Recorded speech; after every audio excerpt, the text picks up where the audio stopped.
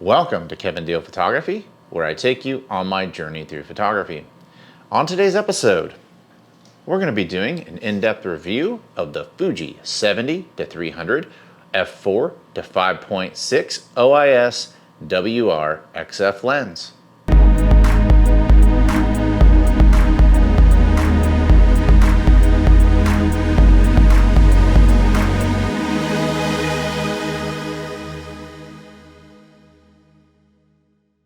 Today's episode is brought to you by Luminar Neo.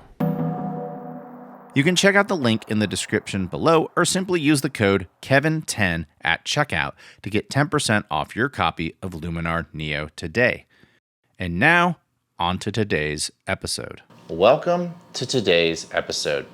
If you're not familiar with Kevin Deal Photography, we do gear reviews, tips, techniques, and tutorials, and sometimes we dive into film. If any of that sounds appealing to you, click the subscribe button below. So the Fuji 70-300 f4-5.6. If you're coming over from the full frame world, that's a very useful 105 to 450 millimeters. That gives you a medium telephoto to extreme telephoto zoom.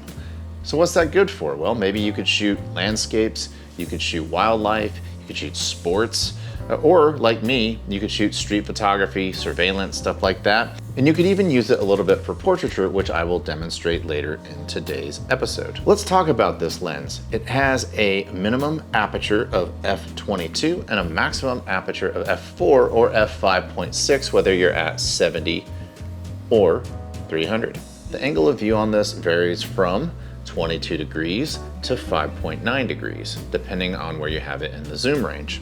The minimum focusing distance on this is 83 centimeters or 2.7 feet, which can get you pretty close to your subject and get some good isolation.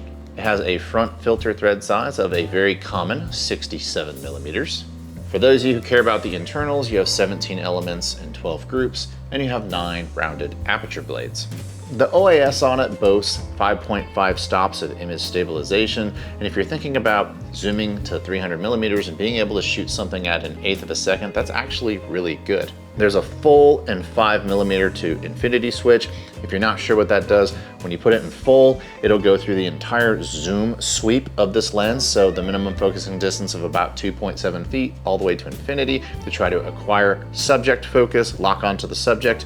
Or if you switch it to the 5 meters to infinity, it will start the sweep at 5 meters and go out to infinity. And that can save you valuable time if you're trying to acquire focus on something like a bird flying away, or maybe a sprinter running down the track.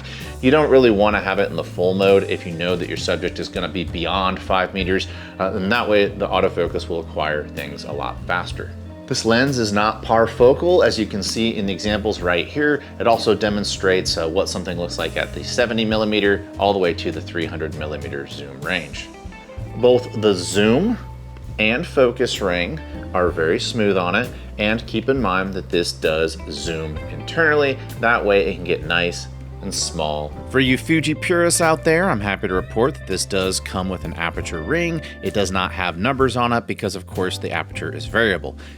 Another feature of this lens is a switch right here that you see that prevents lens creep. In addition to not taking up a lot of space in your bag, it's also very light for a zoom of this range. It comes in at 580 grams or 1.3 pounds. That is very light for a zoom that goes from 100 to 300. When you compare it to some of the other zooms out there from Fuji, like the 100 to 400, that lens is twice as much as this lens is in weight.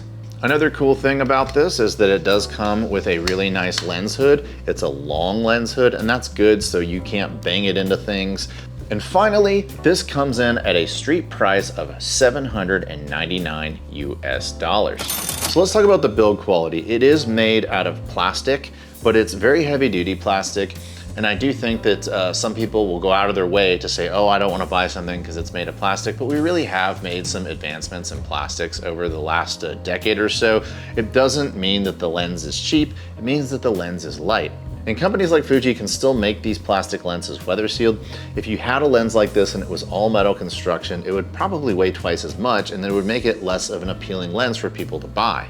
So I'm here in Houston, Texas. It's 108 degrees. It's very humid. I'm not sure we're gonna really be able to test out the weather sealing on this because there hasn't been a drop of rain for quite some time, but I'm gonna take it out and we're gonna do some street photography, some surveillance photography with it. I'll try to do a little bit of wildlife in today's episode as well, maybe some landscapes. And we're also gonna check out some shots that we're gonna take of a model because I wanna see how this works with human subjects.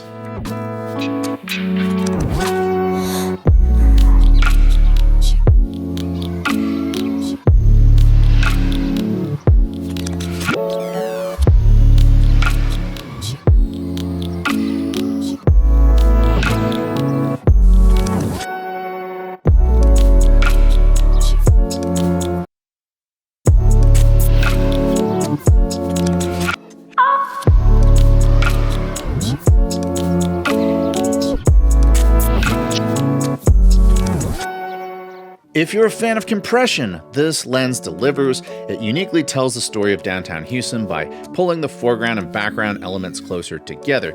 But this city was built on an industry east of downtown, and an industry that powers your morning commute.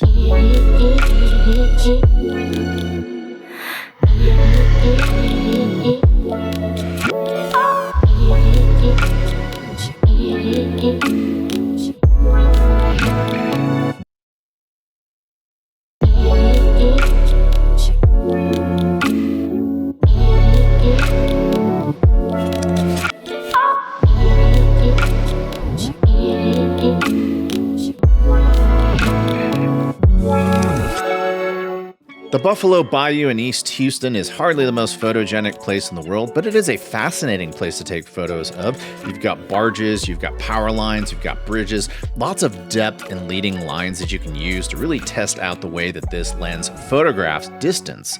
But I also wanted to check out the way this guy photographs the moon, so I took him out in my hotel. I zoomed into 300. It does a pretty good job, and of course you can crop in a little bit more there. But it wouldn't be a proper lens review from me without taking it on a portrait session, so I took it to Dallas to shoot an agency model, Suri, who did a fantastic job. I thought the lens did an incredible job of portraiture. It didn't distort the body too much, but it did do a great job of pulling in backgrounds and creating bokeh. However, it was 108 degrees, and my camera started barking at me to get indoors. It was giving me this warning, so it was time to call it a day. Now, Fuji has a wide range of cameras. Some of them are like in the 20 megapixel range, and some of them now are up to 40 megapixels. So let's see how well this lens resolves on the new XH2 40 megapixel sensor, and then I'm also gonna put it on my XT20 so we can see how it resolves on some of the older sensors. All right, so here is a shot of a hotel at 70 millimeters on the 20 megapixel XT20, and then the XH2, which is 40 megapixels, also at 70 millimeters. We'll zoom into 100 millimeters on the XT20 and the XH2, and the consistent thing you can see as I get tighter and tighter is that it looks really good on both of these sensors. So whether you have one of the older, smaller megapixel camera bodies, or you have one of the newer XH2, XT5 type bodies that are 40 megapixels, I don't really see anything that is a red flag. It looks really great across the board.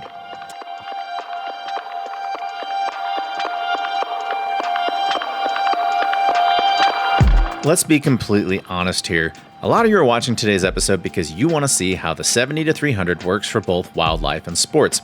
And while I don't consider myself to be an expert in either field, I also feel like if I can pull it off with this lens, that means that the professionals out there watching can do it even better than me. I don't really like wildlife photography, and one of the reasons is I'm just not a very patient guy. But it seems like as soon as I'm just ready to give up, this happens.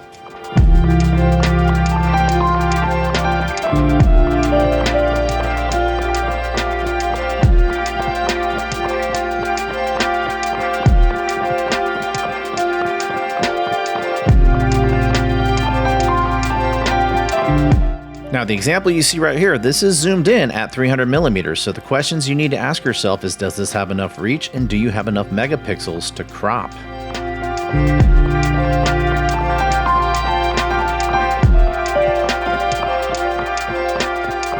I found that even with smaller birds that moved a lot faster, It did a pretty good job in conjunction with the autofocus system, but birds weren't the only thing it did a good job of catching. As you can see right here, single prop plane, a 737. It kept up with that. I even took it to vehicles and it did great there. But let's shift gears to sports. As you can see right here, you have joggers going by, you have bikers going by, and even when they move in front of this trash can, it didn't seem to confuse the autofocus system, and the lens kept up rather nicely.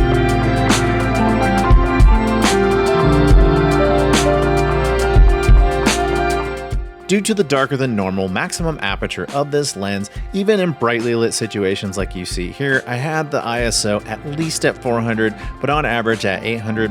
And when you took it into low lighting situations like before sunrise or after sunset, I had to get the ISO as high as 6400 to freeze motion, and that's something you definitely want to keep in mind if you're considering this lens for indoor sports. How much noise is too much noise for you? Look at these files and decide yourself.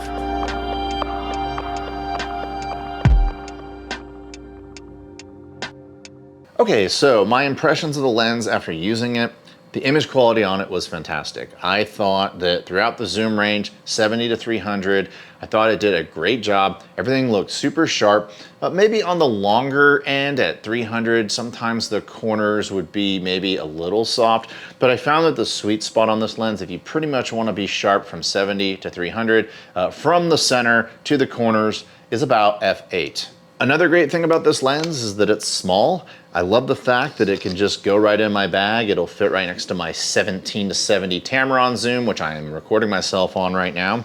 Obviously, it's also light, as I mentioned, 580 grams or 1.3 pounds for a lens of this size that has this wide of a zoom range. That's pretty awesome. Let's talk about bokeh. That's probably one of the biggest surprises of this lens for me. I'm a portrait photographer. I like to shoot at 1.2, 1.4, oftentimes 2.8 will be the most stop down I get during a portrait session. So seeing this lens being f4 to f5.6 on paper, I was like, let's see how this works out. But I went and took it on a portrait session and I thought it did a fantastic job. As you can see right here, there was excellent subject isolation. And of course, the fact that you can get so close with that minimum focusing distance, I believe it was 2.7 feet, 83 millimeters. If you get up close to something, you can get some really beautiful isolation. For wildlife photographers, the bokeh is probably not going to be mind-blowing. It's a very dark maximum aperture. If you want that, you're going to have to spend several $1,000s more to get something with a brighter maximum aperture, or else have something that gets a lot further in reach. Another pro is the optic image stabilization of 5.5 stops. Being able to handhold a shot at like 1/8 of a second at 300 millimeters, that's pretty awesome. And obviously the image stabilization when you take it and use it on video is welcome as well, because you obviously don't want to make it look like you're shaking with your hands. And I thought this did a pretty admirable job. I'm also happy to report that this lens is fantastic for infrared. I have a converted X-T20. I tested it out at both 590 and 720 nanometers, and it had 0 hotspots. Now let's talk about the cons. So obviously it's written on paper. It's a variable aperture f4 to f5.6 from 70 to 300 millimeters. However, when you're out there in the field and you're using it and you see something far away and you're like, oh wow, and you zoom in on it, of course you lose half the light. So now all of a sudden you're finding yourself having to fiddle around. In low lighting situations, that could of course be bad as well, because APS-Cs, if you have to kick up that ISO or lower that shutter speed, you may get a blurry image, you may get a noisy image, or if you're fumbling around with your settings and a bird is flying by, you may just miss the shot altogether. f4 to f5.6, this is not going to be something that's going to be amazing in low light. Unfortunately, you're going to have to probably get a Fuji lens that's about 3 times as much as this and weighs about twice as much. So you're not going to get a low light king out of this guy, but it does do surprisingly well, because in the XH2 and some of the newer bodies, they are improving its high ISO capabilities. Another thing some of you may consider to be a con is that if you look at those corners, you definitely see some vignetting. Personally, I just correct it in post. It doesn't bother me, but it may bother you.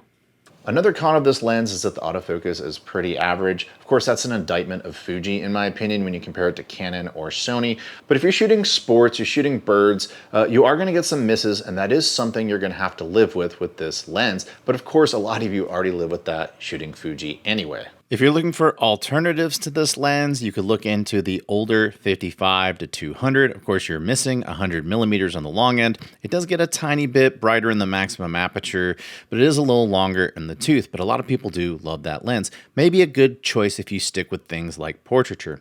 Another one to think of is the 100-400, but it's $1,000 more, and its brightest maximum aperture is a little darker than this lens. However, you do get an extra 100 millimeters on the long end. But for the budget-minded, if you play the long game, I'm willing to bet, based on the fact that Tamron's come out with some really cool zoom lenses lately for the Fuji X mount, they're probably going to get into this game soon, and they're probably going to do it for a lot less than Fuji. And lastly, the motor on this is pretty noisy, so that's something that you may want to consider.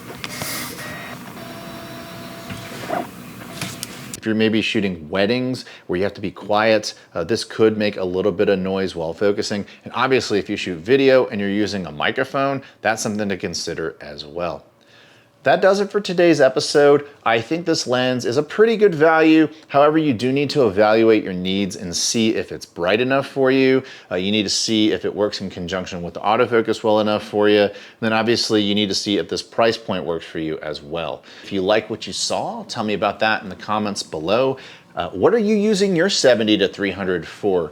Tell me about that in the comments below, and also tell me if you're enjoying it. And if you like this channel, I humbly ask you, click the subscribe button below. If you like the conversations that I have here and you want to hear my more in-depth opinions on photography-related subjects, I highly recommend you check out my F11 photography podcast, which is available on all major platforms, including Apple and Spotify.